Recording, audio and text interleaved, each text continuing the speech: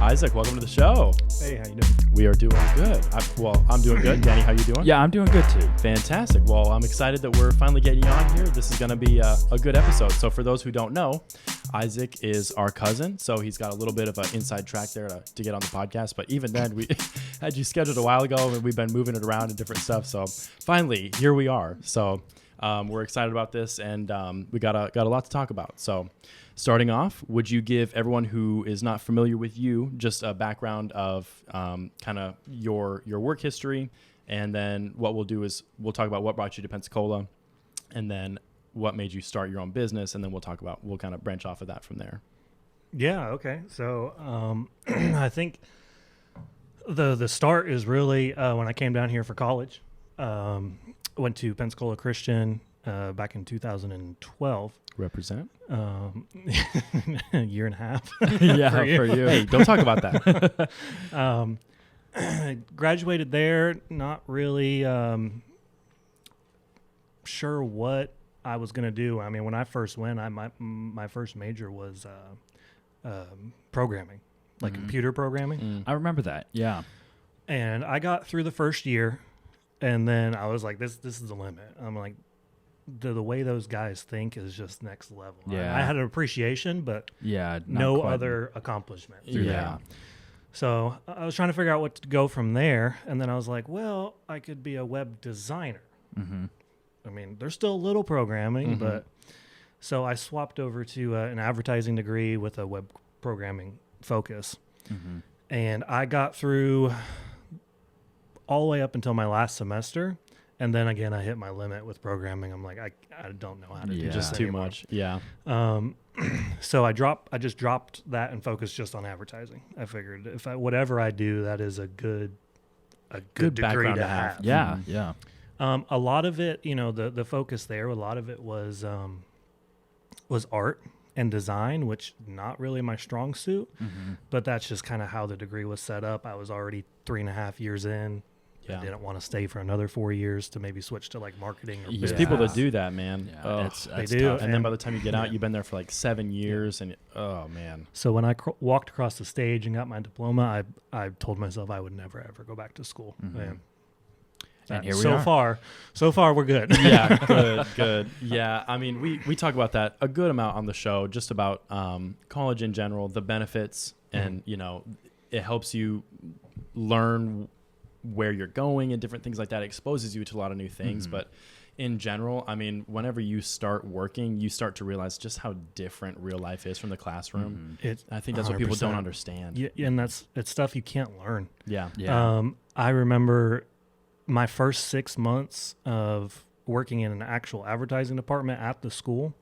I learned more in those 6 months than I did through 4 years of college. Yeah. Just real world experience, learning. Yeah. And I think I matured more in those 6 months than I did through 4 years of college. Yeah, too. that's true too. And that was a huge difference. Yeah, I mean, when the focus is on work and not on so many other different things too. I mean, college is an experience. It is. And it's valuable for a lot of reasons, but yeah, that's really interesting about like the first 6 months. I'd say that about like the first 6 weeks working in any job. You just learn, you start to learn It's how to deal with information people. overload. Yeah. Exactly. We're going through that right now with Adam having just started with us, just trying to teach him about contracts and cold calls and lead follow-up and all this different stuff to somebody who has no idea. It's like, it is really a lot. It's a lot to learn. Yeah. And it's very different from what you'd expect when you start out. So you finished with your degree and then you started working at PCC. Right. I worked in admissions for about a year before I got hired in the advertising department. I worked there for about a year and a half, and what I was doing was the job of what whole advertising agencies would normally handle. Okay. And getting paid, what was I getting paid? Like $13 an hour to do all that. I'm like, this is not worth it. What all kind of things were you in charge of? Man, I was in charge of the Abeka Books division, so the Christian textbook company. There was 3 of us on the team, but I was in charge of all their conventions, all the homeschool little displays that they go and set up, probably about 3,000 a year. Okay. And then the conventions were about 120 conventions a year. Wow. That they wanted me to be in charge of scheduling and eventually take over like all the scheduling, all the advertising, all like the giveaways for all of them. Yeah, that is good experience, but it's also way too much. You learn how to manage multiple projects. Yeah. Yeah. I tried to. Yeah. But at the same time, I mean, I'm a 22-year-old kid that just Yeah. graduated college. I was like, this is not going to work. Yeah. It's So- not what you expected, probably. I was like, so I went back to admissions, which was like the easiest job you could ever think of, just getting kids enrolled Okay. for another 6 months or so. And then at that point, I was just done working at the college. Yeah. Yeah. And during that time is when you were my admissions counselor. that's true. Yeah, so That's true. I was glad that you were there because when I went to school, I had no one else down there. Like mom and dad didn't take me down and drop me off or anything. So you and I were just walking around. Okay, gotta go get your badge ID Yep. picture and stuff. Just walking around campus. So And I was glad you were there. Where no students were allowed. He just randomly walked in there one day. Oh yeah, the into admissions my office. office. Yeah, Isaac walks into the office, and I just walked in behind him, and his coworkers were like, "Hey," and I was like, "Hey, how's it going?" There are no closed doors, man. You know how it is. So admissions and just kind of pumping kids through. That's just really what it getting was. them in the doors. Really Yeah, what it is. So- All the formalities. yeah, and I've already obviously starting here is where I've lived the story, so I'll try not to. If you have any questions about anything, like jump in as well, because I don't want to gloss over anything. I had one, but yeah, keep No, going. no, go ahead. Okay, so I was curious. So did that kind of turn you off, having to do so much, going from an advertising degree and then just diving into literally everything you could do in advertising and all at once? Or what was your kind of thought process with wanting to get out of it? I don't. To be completely honest, the work wasn't that bad, and my dad being a rep for the company, I forgot that. I kind of worked with him, and I enjoyed that. It was achievable. Right.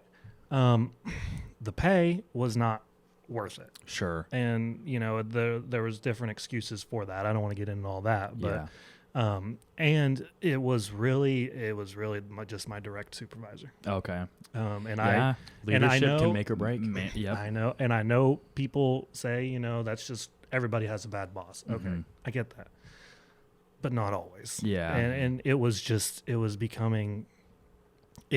to the point where if I left my desk just to go to the restroom and do number one, not even number two, my phone, she would call my phone, "Where you at?" Wow. Oh, Yeah, that's yikes. kinda crazy. And I had my own office. Yeah. It wasn't like we were in You're just in like a little a cubicle or something. Yeah. cubicle 9 to 5. Like we were kind of on our own schedule, and Mm-hmm. what we had to do, we had to be Yeah. Yeah. making our own meetings with the administration, president, all that. And every time I left my desk to go do something, just constant. Yeah. And I couldn't take it anymore. Yeah. It Yeah. wasn't worth it to me. Well, fair enough. Yeah, you give up a certain part of yourself, I think, whenever, and it's again, doing a business is not for everybody. It's really Yeah. not. But Right. for me, listening to that, talking about having a supervisor and things, you put up with that until you can go do your own thing. Well, Really. we've had that several times on the podcast where people would be like, "I just didn't like working for anybody else. I Yep, wanted to work that's for exactly myself." right. Yep. Obviously, now you're working for clients. You have to still deal with people, That's but a it's different a level of totally different. accountability. Yeah, It's- totally different it's- aspect. True. Mhm. Exactly. So, as a general question, during this time, were there any aspirations of starting your own business? What were your thoughts at that time? Did you always kind of have the entrepreneurial bug, or Absolutely. So, I don't know if you would call it that. okay? Not of where I am now, which Sure. we'll get into, but my dream of real estate, flipping houses, started in the admissions office. Okay. So the admissions office was, you had a certain amount of clients, your goal to get all their information to get enrolled into the school. But I mean, you do your work in the first 2 hours of the day and you just sit there the rest of the day. You had your own kind of office area so you could just get on the computer and do whatever. So that's when I just started researching stuff.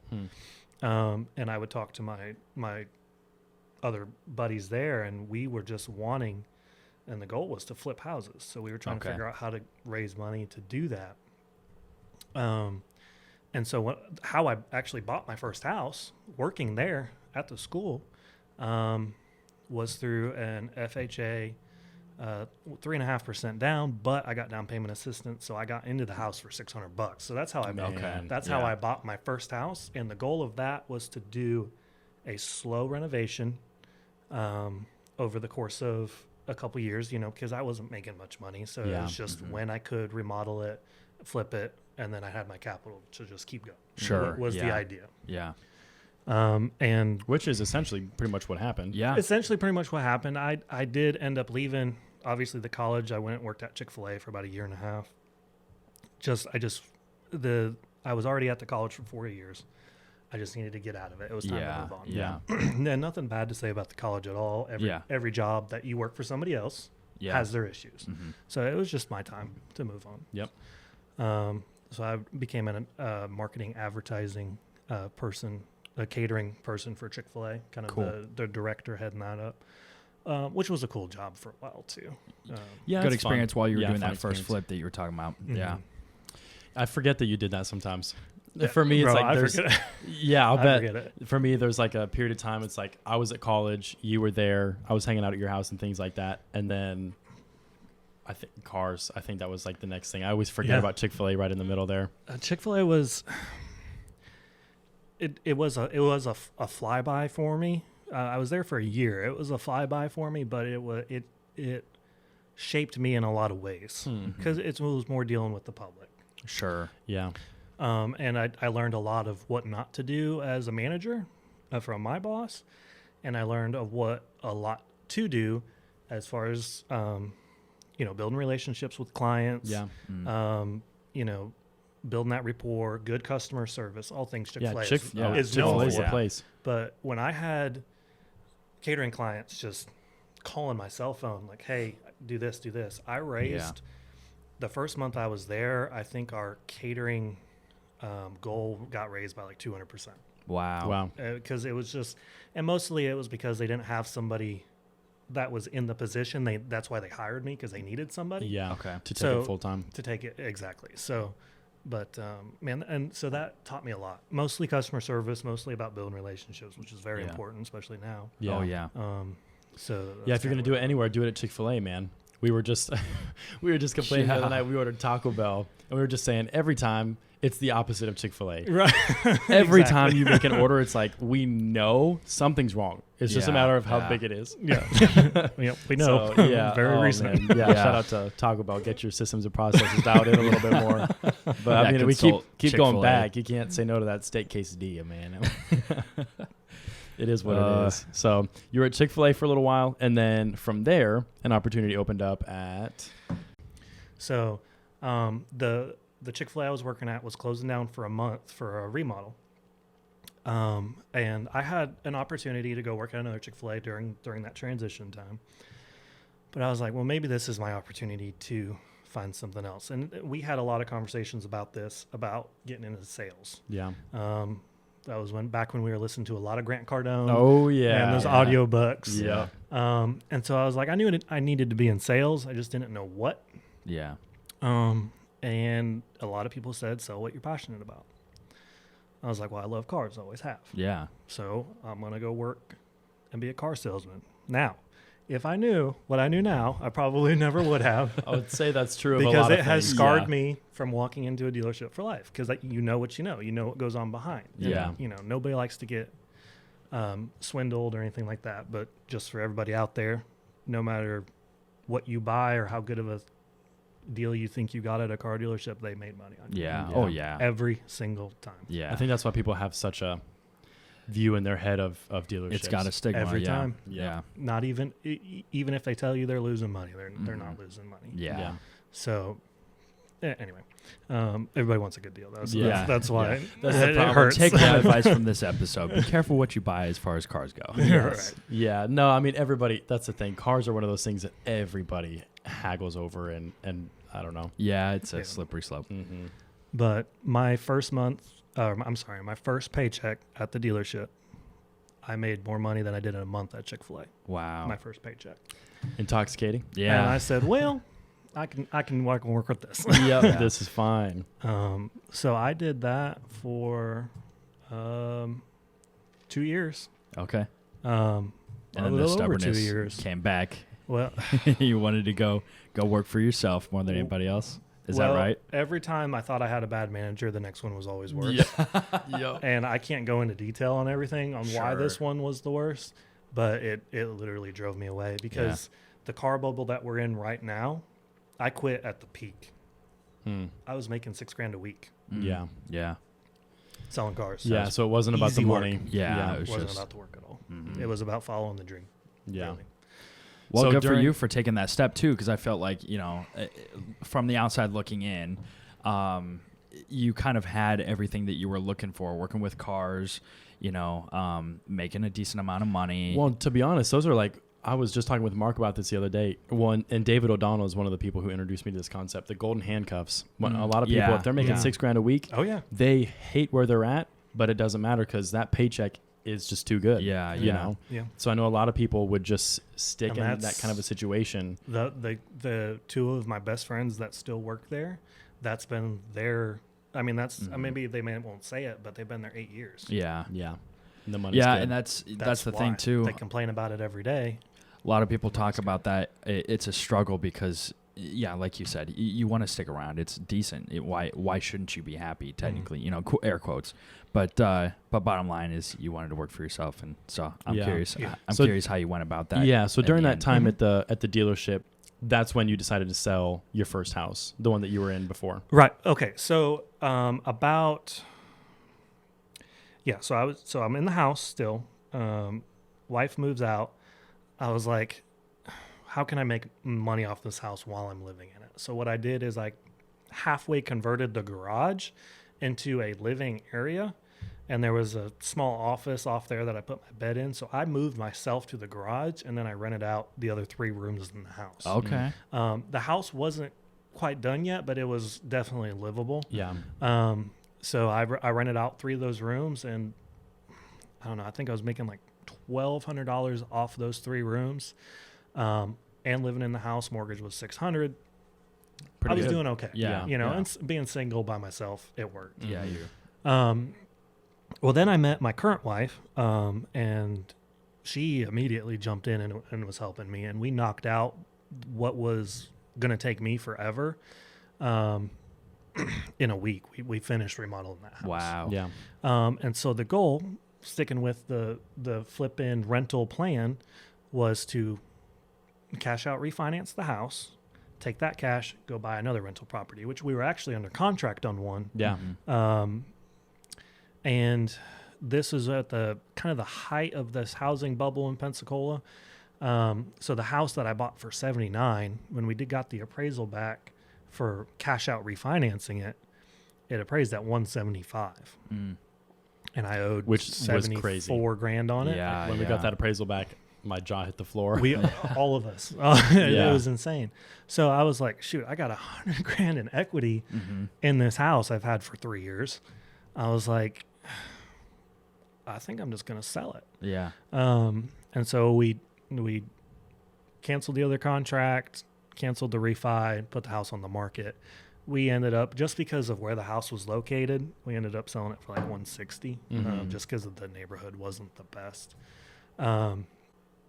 Moved in with her in her house, which it was a nice house. It wasn't,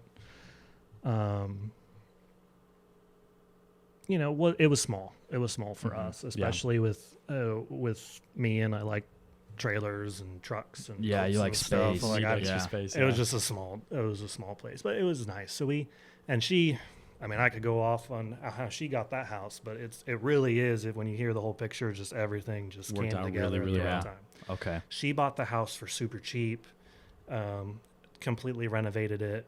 And so we decided 9 months after living there that we should buy a place of our own. So we put her house on the market, and we sold it for, oh my goodness, she owed $125,000. We sold it for $250,000. Okay. Yeah. So Another pretty good turnaround. And again, that was just the market we're in right now. Yeah. And that, Were you Yeah. part of that transaction at Garden View? Yeah, sure was. Okay. Yeah. That's right. That's right. I couldn't remember at what point that was. Yeah, it if wasn't you were that long here. ago. Yeah, It really wasn't that long ago. Yeah. That's true. everything, so much has happened in the last 2 I know. years. I It feel feels that way. like It's like, forever. man.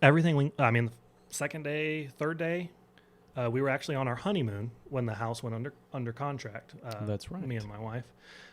Second day there, I think we had an offer for $15,000 over asking. Mhm. Yeah. And so we went ahead and went under contract. Everything went smoothly with that. We closed, got the check. I went back to the dealership for another week. And then I just remember it Saturday morning, I was sitting out front, coffee in my hand. I was just looking around and I was like, I have $125,000 sitting in my bank account. Now's the time to do it. Why am I here? Yeah. What am I doing? Yeah. I didn't even call Brandy, my wife. I just texted her. I was like, hey, what do you think if I just go ahead and start things today? And she was like, okay, sounds good. And I was Kudos like, to her for she has been oh my God, numero uno very for, supportive of everything Yeah. from day one. Amazing. So I was like, all right. I walked up to the desk, went to my general sales manager, and I said, I'm just going to go ahead and head on out. I'm going to do my own thing. Appreciate the opportunity. Yeah. That was it. What do you mean? And you would think, maybe I would have gone to the beach and enjoyed the Saturday, blah, blah, blah. I went straight home immediately, sat down in my office, launched my website, launched my Facebook page, ordered T-shirts, ordered hats, business cards, immediately started advertising. And I immediately had people calling me. Yeah, that's wanting awesome. Jobs lined up. Good for you. And Your biggest fear, you just overcame like that. Yeah. It's kind of crazy how just... And if I would have thought about it for another 10 minutes or so that morning, I probably wouldn't have done hesitation. Yeah, dude, making that jump and just making the start, it's such an interesting thing to look back on and see. Because, I'm obsessed with The 4 Hour Workweek by Tim Ferriss. Mm-hmm. I love the book. There's a lot of things in there that I don't necessarily agree with, but one of his biggest things is that principle of just making the leap. Because no matter what you do, more often than not, it's easy to get back to where you were before. Yeah. Say you're doing what you're doing now and it stopped working out. Do you think if you went back to the dealership or another dealership, you'd probably be able to start selling cars again? I couldn't do it. You couldn't do it, but if you had to go pay your bills, you could, you know? So get back to recover that position that you gave up before is easy. Yeah. So then what are you risking? Nothing, almost nothing. You're right. So, but it's hard to tell that to people who aren't used to making that decision, or aren't willing to just make that decision for themselves. Tough. It is. And I kept telling myself, I was like, well, when I started in the car business, I was expecting not to make any money for, I didn't know how long. I didn't know how long it would take to sell a car. Yeah. And at that point, I didn't have any money at all when I started selling cars. That was just, and, I don't know, starting your own business, I guess, is a little something different. It depends what you're doing in reality, your business. Well, that's true too, yeah. In reality, the leap was... And praise God too, because I really feel like that's just a huge step of faith in all reality. That's true. And here we are. And how long have you been doing it now? Then you started in June, you said, or May? Like May 25th. I okay, think so was my first day. 4 months been now? About 13 weeks. Okay, So yeah, a little over 4 months. Mm-hmm. Cool. A little under 4 months. 3 months. 3 months. A little over 3 months. Oh yeah. So it's Our it's math been is about 3 amazing. months, and you're starting to get really good work now. Though you've got a momentum going, and bottom line is you typically book yourself like 4 weeks or 5 or 6 weeks. Yeah. So out, actually, I wanted to talk Several about weeks out. I wanted to talk about some of the more nuts and bolts of everything. So from the start, when you first started, how did you find clients? Number one. This is interesting, and I knew I wanted to talk about this, so I like wrote down some scribbles. So wrote down some scribbles. Here we go. 81% of my entire business so far has been referrals. Wow, that's referrals, great. Facebook friends of Facebook friends. Like 81% of my business has basically come from Facebook.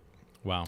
5%. I've had one client that just randomly found me. Okay. And called me up, wanted me to do from like website or something. Facebook. I think she found my Facebook page. Okay. But she what? I mean, She Brandy just found doesn't you know her. online. I don't know Okay. her. I mean, she could have been referred by another client, but Sure. and then I've had 3 repeat customers too. So about 14% has been Okay. Repeat business. Interesting. So Facebook, referrals. yeah, referrals. That's huge.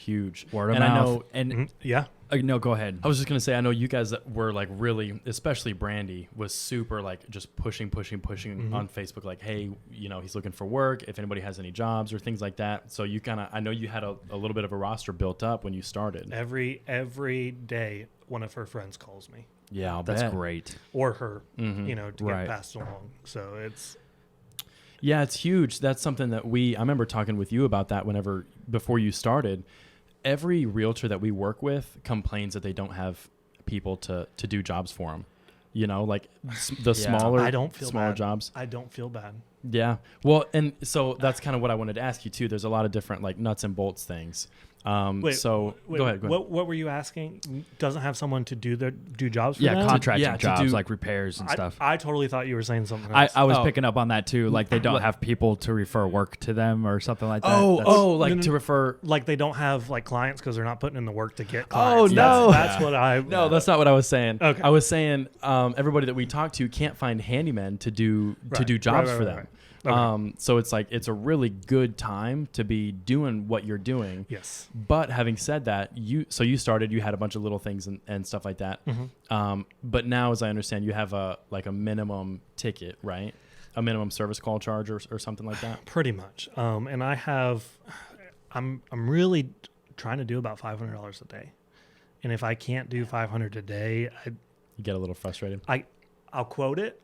And if they don't want it, okay. Yeah. Now, there have been a few times or a couple times where, like just last week, a lady had major wood rot repair in her house, and I had to replace about a third of her outside wall in her house because it was just rotted through. So that was kind of an emergency. I pushed a bunch of stuff back, and being a friend of Brandy's and not having a lot of money, I wanted to make sure. Yeah, and that's your decision, you know, as the business owner to be able to do that. There have been things like that, and then, you know, just people I want to help out that I've gone below that for. But when doing these bathroom remodels, these kitchen remodels, you know, outdoor work, fences, pergolas, you know, and some of these projects are worth more than that.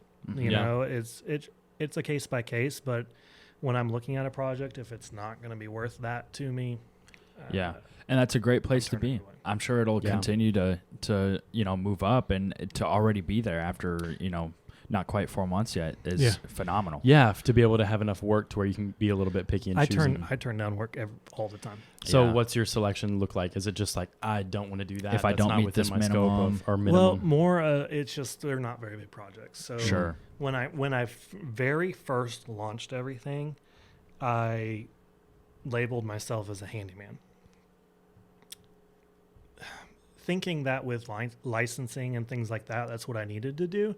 Come to find out, that's not true. But at that point, I was getting a lot of, hey, can you come swap out a ceiling fan? Yeah. Tiny jobs. Tiny jobs, which I don't mind doing, but you know, $150 for a couple hours of work, I can't get enough of those in one day to make it worth it. You know? So that's when I kind of changed everything to Home Renovations, is what I kind of rebranded everything as. Okay. To try to get away from that. Those smaller. That's a good move. Because there's a lot of people that label themselves as handyman, and it's usually like weekend warriors or something like that. Yeah. They're not actually full time. Yeah. So Home Renovations is a really good niche. Yeah. So that's what you prefer doing now, is more like the bigger jobs, the renovations. I mean, I can't get to where I want to be with just, you know, doing the small swapping out a ceiling fan. That's good logic. Do the big projects. Yeah.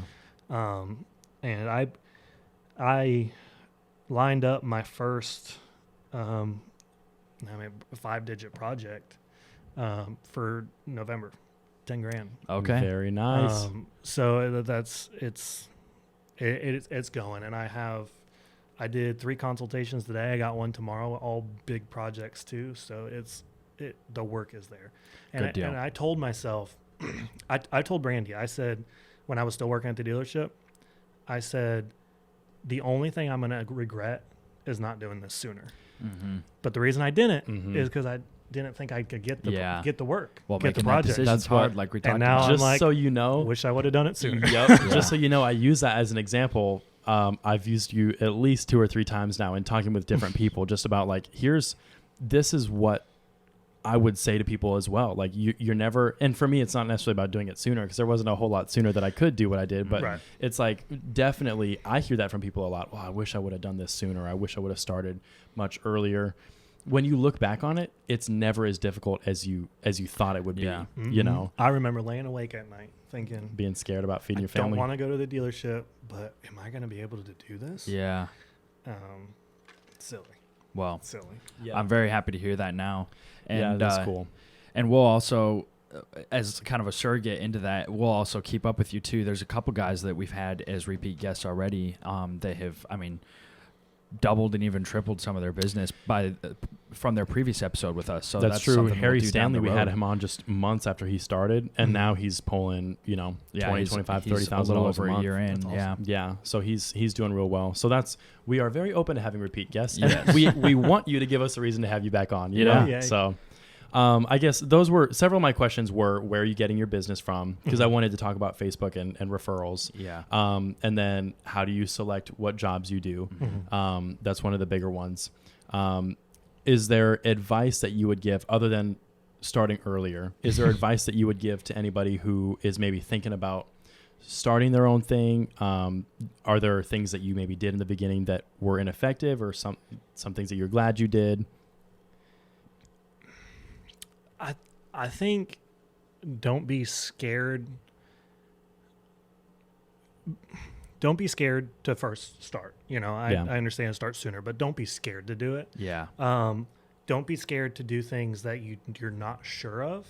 You can learn, and there's always YouTube. And I know that gets thrown around, but seriously, Yeah. Yeah. We've been learning that more and more. you'll figure it out. Yeah. And the most important thing I think out of all of this is know your worth. I was going to So- ask how you figured out pricing. When I first started, I would say I was doing like a tile floor. I'm not very familiar with tile. Well, I wasn't. Yeah. I've done After you start, multiple projects. yeah, Yeah. and that's But cool. That experience, that's Yeah. awesome. But the first one that I did, I was like, it's just something that I hadn't ever done before. So I was like, I'm not sure. Yeah, So what I did is I was like, okay, I Googled how much to install tile. And usually it'll give you a range, $2 to $4 per square foot, let's just say. And I would be like, okay, well, I'm not well versed, so I want to give them a little discount. So I'll do it for like $1.50. Okay. Okay. Because I'm like, I don't, if I do a bad job, in my head that makes sense. Right. Yeah. right. And of course. But now I'm like, no, I'm charging $5 a square foot. Yeah. Because you can. Exactly. You have to know the job you're doing, what it's worth, and you have to know what people are willing to pay. Yeah. Yeah.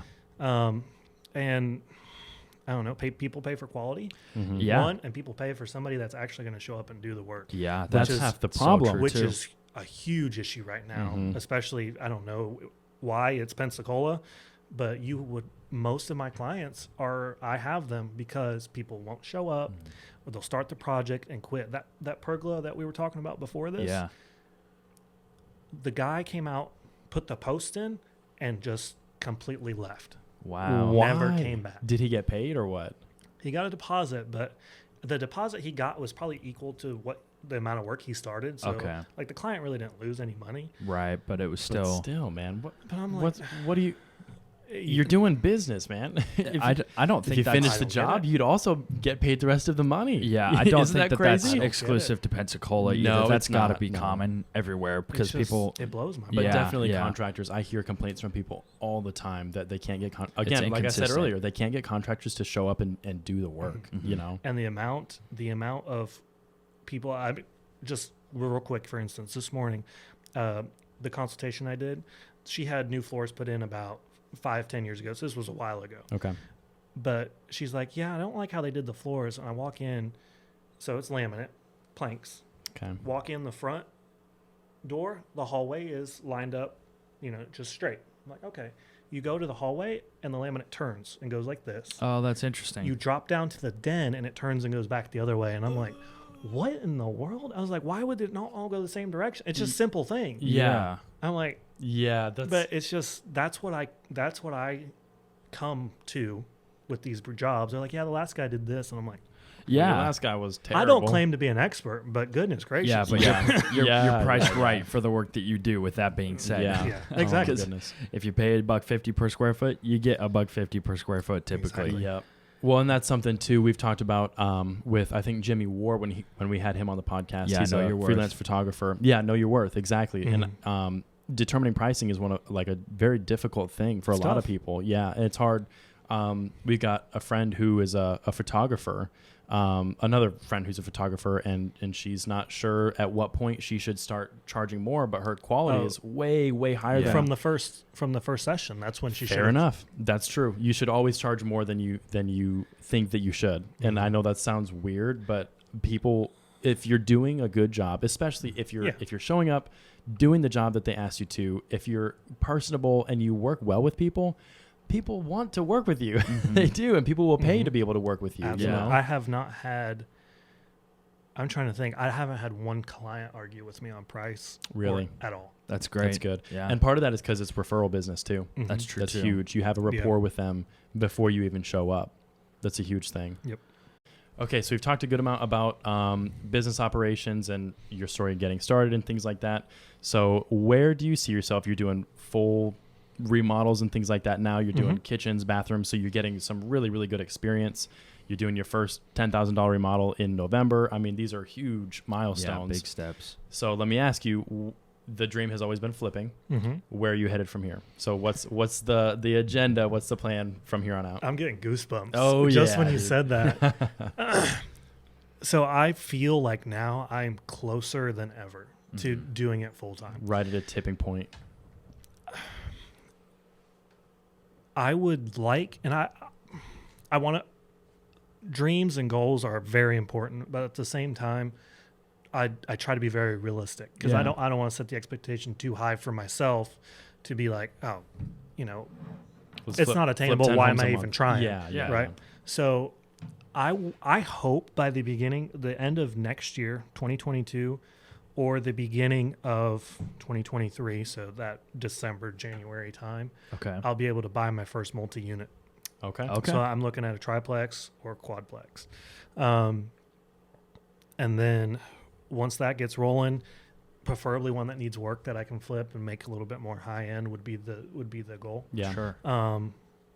And then after that, it'll be a snowball for me. Just Sure. Yeah. Straight into, because the goal when I started this business was not necessarily work for other clients, but it's a means to an end. Yeah.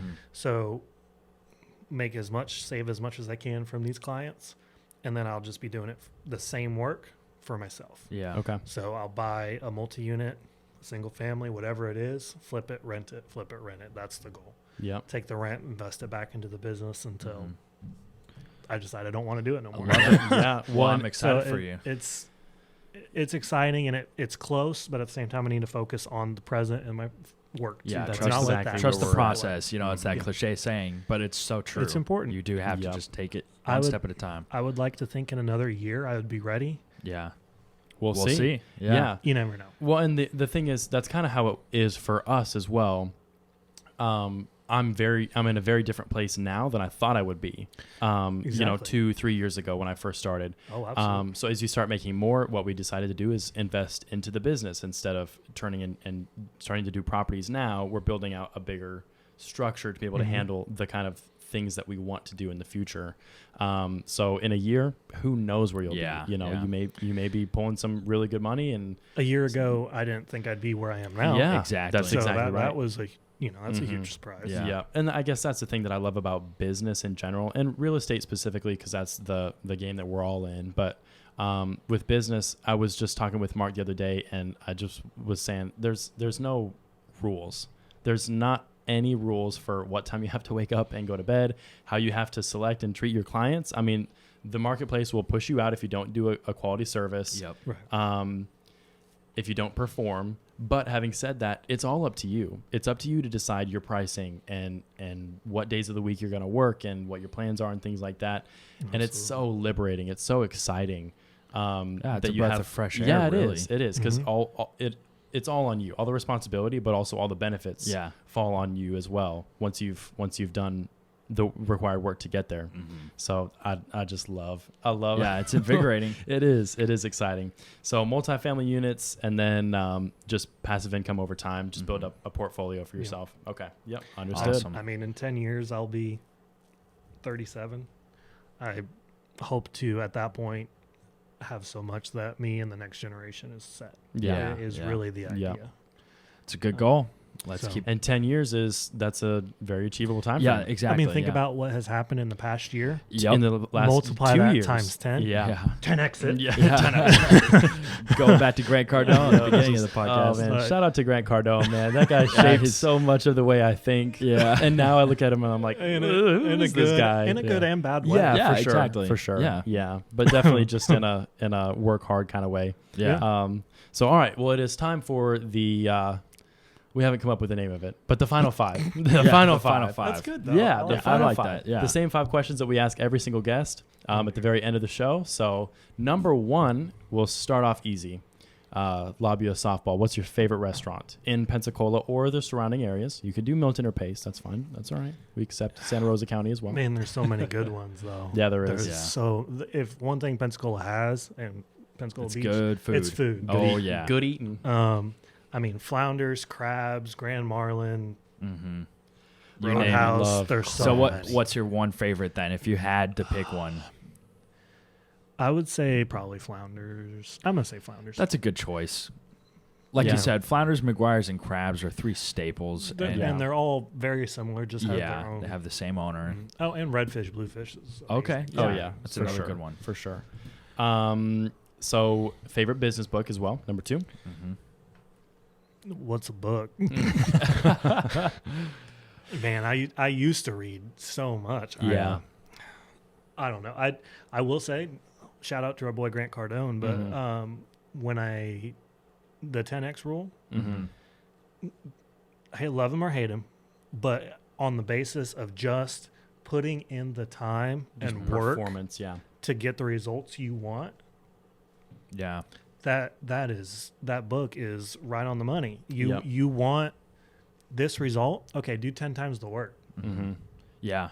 Yep, That's exactly. it. Yeah. You'll get 10 times the result. That's the thing great that I like recommendation. about that It is it is a good. And basically, for those good who haven't read resource. the book, the concept is essentially the concept of 10x. He calls it the 10x rule. So your desired outcome, say your desired outcome is to be able to run a mile.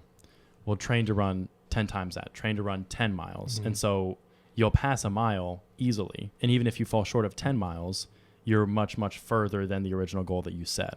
Right. And he actually talks about that same concept in 4 Hour Work Week as well. He's like, if you're gonna have a goal, Not Grant Cardone, Tim Ferriss. I'm sorry, Tim Ferriss. Yeah, well, yeah. The author of the 4 Hour Work Week talks about it. He's like, I would get way more excited about 2 weeks in the Cayman Islands than I would a weekend trip to Cleveland. Mhm. You know, Cleveland's achievable, but does it get me fired up enough to get out of bed? Not really. You know, so you need to have That's a those good point. those big goals and then big rewards as well. So I think that I love the 10x rule, man. I really It's a think great it's a book, great yeah. book. So, Yeah. all right, most useful app on your phone. What would that be? The two I use, I mean, for business mostly, Google Voice, because I love having my work cell Separate. phone separated from and I have my personal cell phone number is not a local area code. So having Google Voice and having that 850 area code is Okay. very helpful when you're working with clients. Yeah, Yeah. because you can pick locally. your area code. That's So nice. Google Voice, that's a good one. I honestly haven't. I don't think I've ever heard of Google Voice. So And then I it's have cool I that- have all my clients' conversations all right there. Okay. Wow. Yep, it's just a separate app. Cool. And the other one would probably, it's honestly Facebook / the business app on Facebook. Okay. Yeah, Because that's what, like I said, 81% of my business Yeah. is yeah, coming that better from be your Facebook. favorite boy. That's a huge So- driver. I mean, social media, don't waste your time on social media. I'm on social media, friend and friends, building rapport, Yeah. liking, commenting. Being active. Yep, just being seen. So, Roger that. you know, Good recommendation. I love it. Facebook Yeah. and Facebook business app. Cool. So we're giving people the license to go on Facebook. Yeah.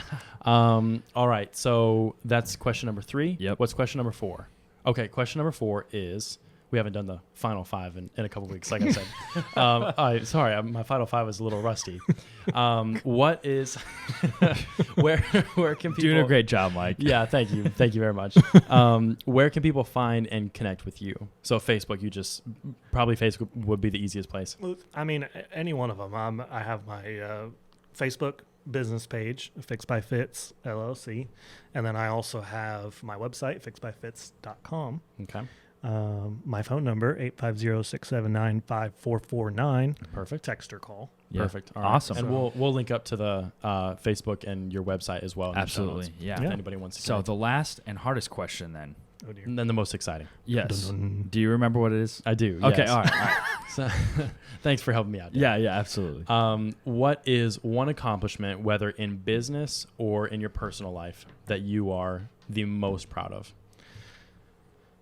I mean, my most proud moment is meeting and marrying my wife, because that has totally changed everything about how I view business, family, everything. And when you find that perfect partner, that is just all they want to do is support you 100% and are there for you and is your best friend. It is an amazing thing. Yeah. And as far as business goes, it would be starting my business. Yeah. I Good. Making the leap. That's huge. That's something to be proud Sure of. is. Yeah. 100%. Yeah, absolutely. I Love love it, it. man. Great Well, answers. Isaac, thanks for coming on the podcast. We're excited to have had you on. And these are conversations a lot of times we have on weekends or anytime we hang out. And it's like, it's nice to be able to have a recorder on one time so people can get a glimpse into it. So, and again, we want you to come back on in a little while. We'll follow up. Yeah, we'll follow up with you and We wanna make sure give you're doing people good. an update. 100%. Absolutely. So thanks for joining us, Isaac.